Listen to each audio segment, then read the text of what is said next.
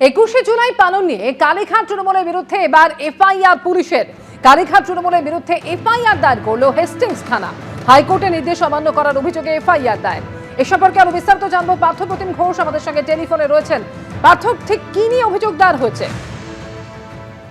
দেখো, কালীঘাট তৃণমূলের বিরুদ্ধে কিন্তু এফআইআর রুজু করেছে পুলিশ এবং হেস্টিংস থানা পুলিশ এই এফআইআর করেছে।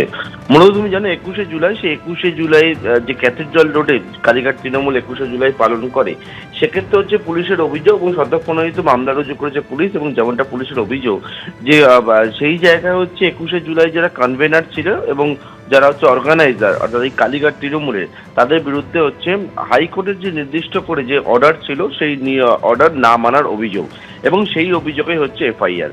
মূলত হাইকোর্টের তরফ থেকে যে বিষয় নির্দিষ্ট করে বলে দেওয়া হয়েছিল যে রাস্তার একটা প্রান্তের কথা উল্লেখ করে যে ক্যাথিড্রাল রোডে কালীঘাট তৃণমূল সেই প্রান্তে হচ্ছে তাদের 21শে জুলাই সেটা কিন্তু অনুষ্ঠান করবে এবং ঠিক অপর যে প্রান্ত রয়েছে সেখান থেকে গাড়ি চলাচল করবে। কিন্তু পুলিশের অভিযোগ যেটা, সেটা হচ্ছে অপর যে প্রান্ত ছিল সেই জায়গাতেও দেখা যায় যে কালীঘাট তৃণমূলের যারা কর্মী সমর্থকরা তারা সেই জায়গায় গিয়ে গ্যাদার করতে শুরু করে এবং এই যে গ্যাদারিংটা হয় তার জন্য হচ্ছে গাড়ি চলাচলের যে মুভমেন্ট সেটা কিন্তু বাধাপ্রাপ্ত হয়, সেটা বন্ধ হয়।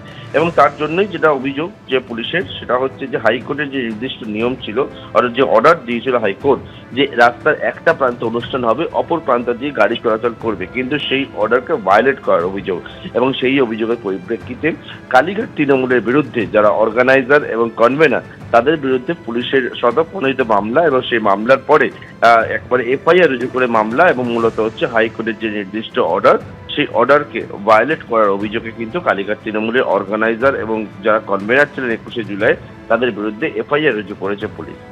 ধন্যবাদ পার্থ।